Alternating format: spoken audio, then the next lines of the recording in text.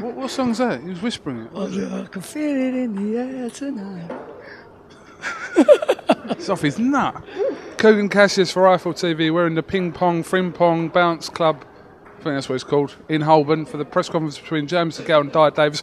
With me, I have got the trainer of James DeGALE, Jimmy Mack, aka Jim McDONNELL. What's happening, Jim?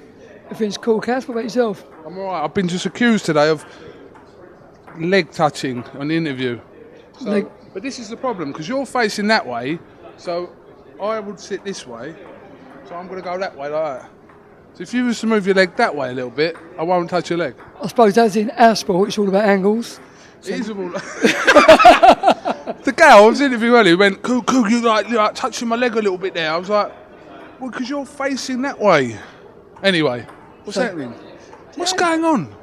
What's been going on? Just ticking over, waiting for things to happen. And here we have it. James is boxing Saturday. Just got his ranking with the WBC. Put forward for his eliminators, etc. See you later on, James. James.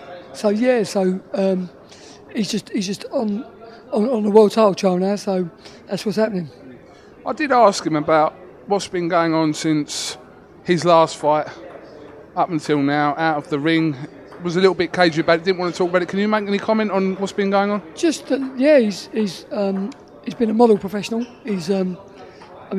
I'm pretty much known as quite a hard taskmaster, and keeping James in the gym has been quite important, so he don't go and get in trouble or get out of shape or whatever. But yeah, he's with me. I'm the biggest preacher of all that.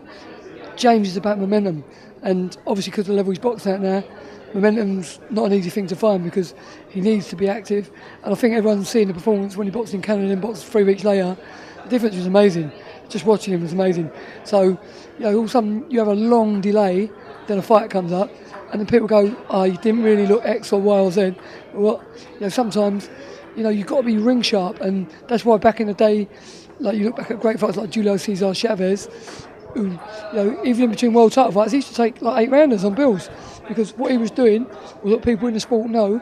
With them little gloves on, it's different, and so obviously with the way we are now and the levels of the boxing, inactivity is a hard thing to deal with, especially with precision fighters like James DeGALE, who's all about speed, all about timing, all about reflexes. So we've been trying to do our job and keep him in the gym and get good quality sparring, and that's what he's been doing. In your opinion, is James DeGALE ready for a world title fight now? Yeah, 1,000,000%. Absolutely 1,000,000%. He served a great apprenticeship. He's boxed, over half a dozen 12-rounders now. He's gone from 4 to 12. He's done no 6s, no 8s, no 10s. He's gone in deep, and he's done the course. He's boxed some good opponents. He's boxed some good guys who've boxed for world titles. So now's the case with James. He's just got a great ranking with the WBC. So he's going to be involved in hopefully a final eliminator for that. And he's 100% ready to go. Definitely. Mickey Hennessy was talking about eliminators, final eliminators. As far as I work it out, is it being ordered for James to fight Perryban at some point next year, with then another eliminator involved, and then maybe a shot at Chavez? Is that roughly how it's going to work? I think the actual WBC has been a bit sort of misguided with what's been said. There's a couple of rumours doing the lines that his fight with Perryman is going to be the final eliminator. They're waiting to get that, I think, rubber stamp on the WBC. Around that, they were saying to fight Perryman and then fight Chavez in the final eliminator. So that would have been 2 eliminators in theory. So just waiting to see, like Mick's behind the scenes doing his stuff with the WBC, and hopefully get the direction going in the right direction, and that James basically has an eliminator. If he has 2 eliminators, you know what? It's time consuming, but like I said, it will give him momentum going into a world title fight. So we've got to wait and see with that one.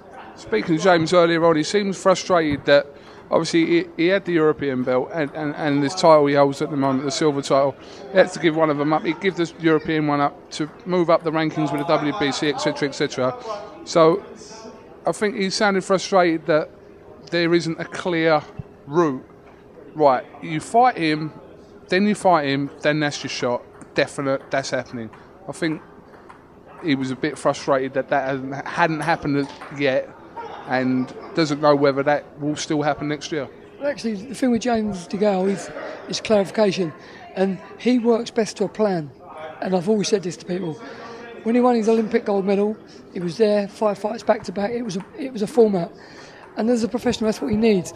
If he's leading into this world title, winning world titles, for James, it's about having a plan put in front of him, saying, right, this is what you're doing. You're boxing at Blue Water Saturday, after that you're boxing in February, in the final night for the world title, then you're boxing for the WBC. Then he knows these next 3 fights, he's got like his quarter-final, his semi-final and his final.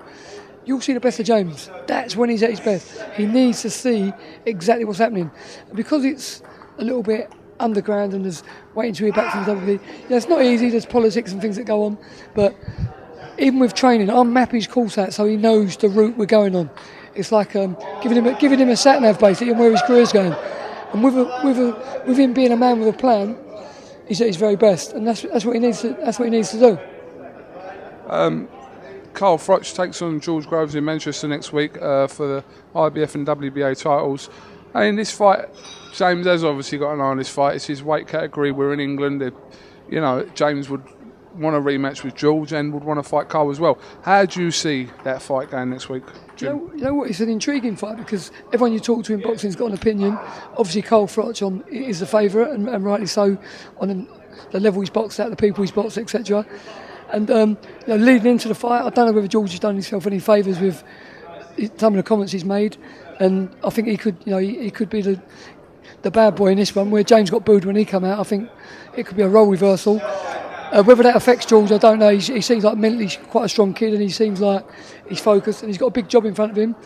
And I wish both of them all the best. It's a great fight for British boxing fans and for British boxing in general. And obviously James has got an eye on the winner.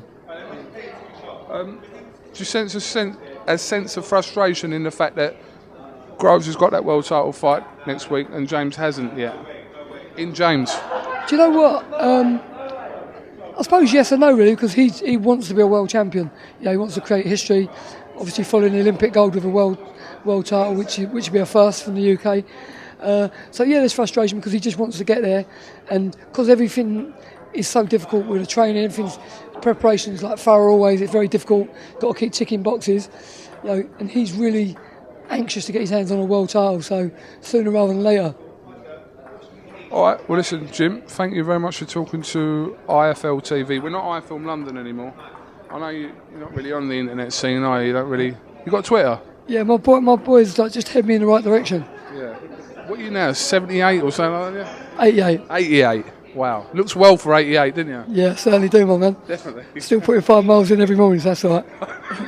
You're mental. I know you're not joking either. No, I'm not. I know you're not joking either. You must be the fittest man of your age there is in this country, 100%. All right, well listen, anytime you want me to come and do some circuits with you, don't ever ring me for that, please. Cause anytime at all, KUGAN. See you in the morning for the 5 a.m. run. We're definitely on it. It means it, I know. All right, this is KUGAN CASSIUS with Jim McDonnell for IFL TV here in London. Thank you very much.